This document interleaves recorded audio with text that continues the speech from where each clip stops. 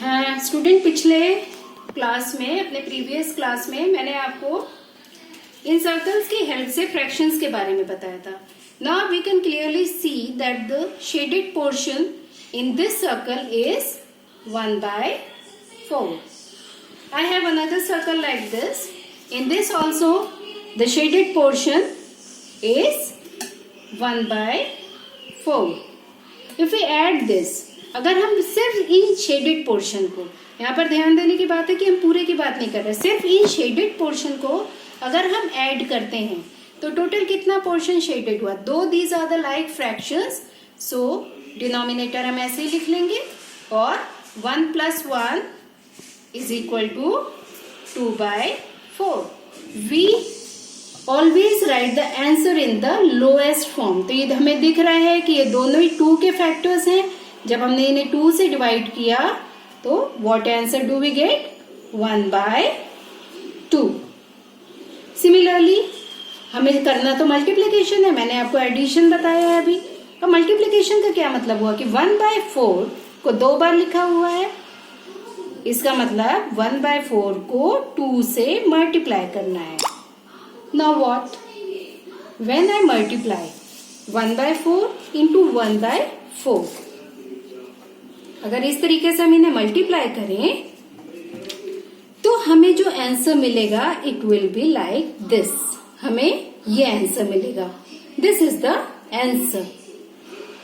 अभी ये कैसे आ रहा है ये मैं आपको बताती हूँ और इसका मतलब क्या है वो भी आपको बताती हूँ.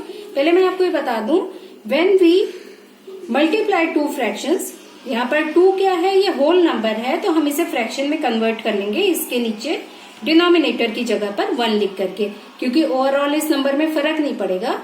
तो इसका फॉर्मूला होता है numerator into numerator and denominator into denominator. Again this is 2/4 और लोएस्ट फॉर्म में ये क्या आ जाएगा? 1/2. नाउ अब ये 1/2 मैं आपको बार बार 1/2 बता रही हूं.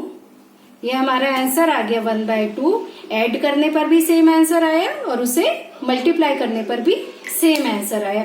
अब ये 1/2 का मतलब क्या है यहाँ पर? This I explain you. See, 1/4 plus 1/4 it is equal to 1/2.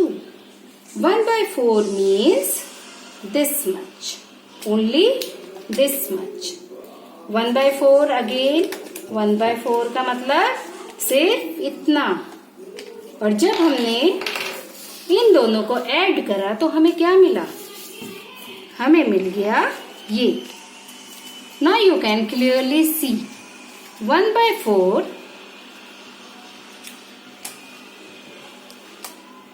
plus 1/4 is equal to 1/2.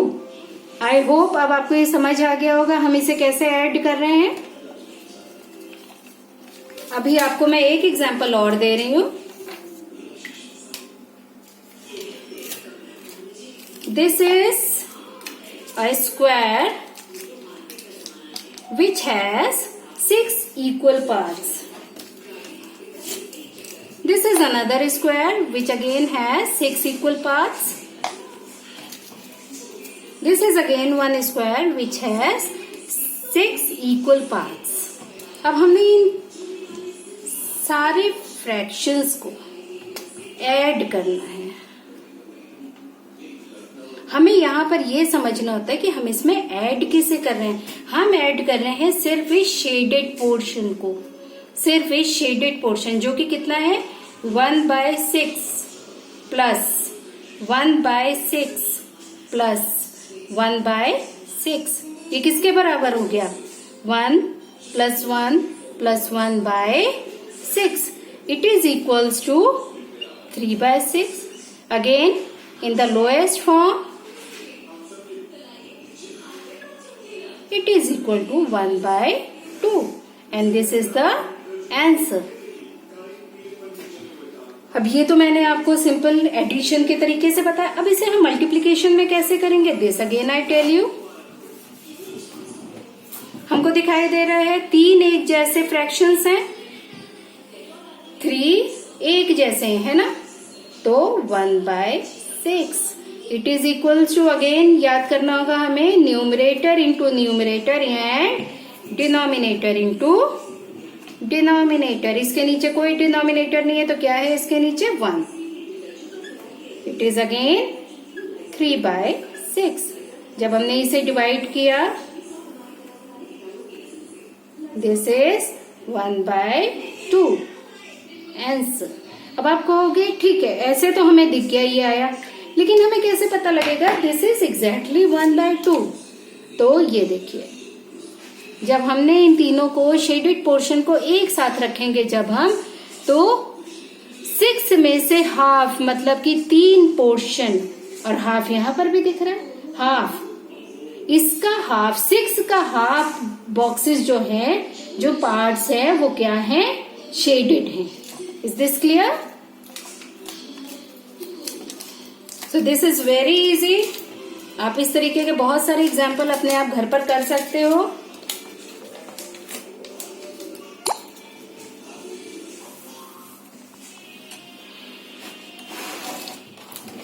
Now we come to the exercises. इसके जो एक्सरसाइज 2.2 का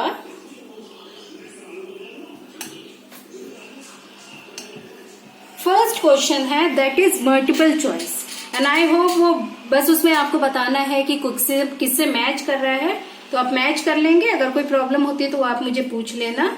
जो सेकंड पोर्शन है वो भी मल्टीपल चॉइस है और फोर्थ भी मल्टीपल चॉइस है। इसका थर्ड क्वेश्चन मैं अभी आपको करा रही हूं, दैट इज, इसमें आपको 3 चीजें दी हुई हैं कि पहले तो आप इसे मल्टीप्लाई करिए, फिर उसको लोएस्ट फॉर्म में लिखिए, और जो भी आंसर आता है अगर इम्प्रॉपर आता है तो उसे मिक्स्ड में लिखिए।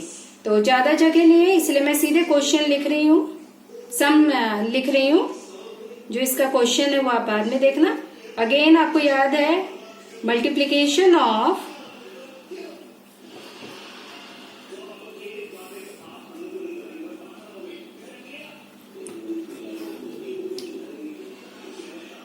ऑलवेज रिमेम्बर, कैसा भी सम हो अगर आपने ये याद रखा, numerator into numerator upon denominator into denominator, तो आपका कोई भी सम कभी गलत नहीं होगा। 7 को हम लिख सकते हैं 7/1 into 3/5, this is equals to 21/5। अब इन्होंने दूसरी बात क्या कही थी, लोएस्ट में, लेकिन कॉमन फैक्टर कोई नहीं है इसलिए लोएस्ट में नहीं हो सकता, तो इसे हम सीधे मिक्स्ड में करेंगे। मिक्स्ड में करना आपने प्रीवियस क्लासेस में सीखा हुआ है, मैं यहाँ पर इसे डायरेक्ट कर रही हूँ। 5 4s are 20 plus 1 21/5, so the answer is 4 1/5। Similarly इसका एक क्वेश्चन और कर रही हूं मैं। थर्ड का भी मैंने फर्स्ट पार्ट किया है, अब मैं थर्ड का 5th पार्ट कर रही हूं।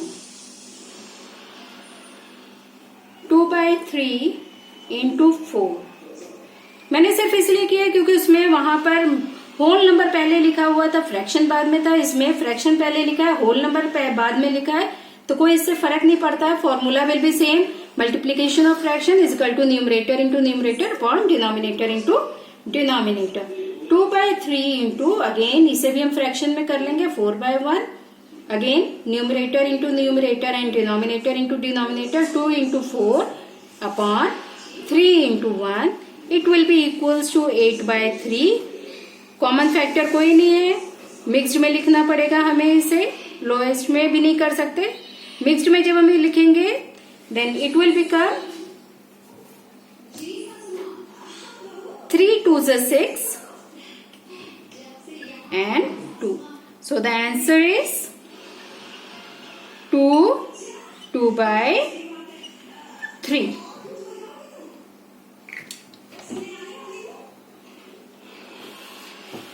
अब आपको एक क्वेश्चन और मैं करा रही हूं।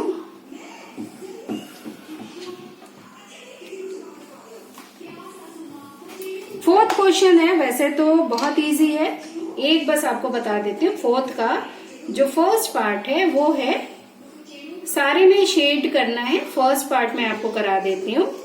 Shade 1/2 of the circles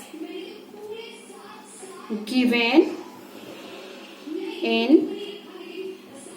the box। आपको ऐसा एक बॉक्स दिया हुआ है जिसमें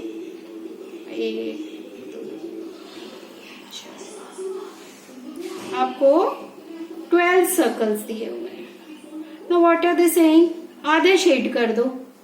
shade half of the box circles, तो हाफ ये हो गए। 12 का हाफ कितना हुआ? What is the half of 12? Half of 12 means this. जब हमने इसे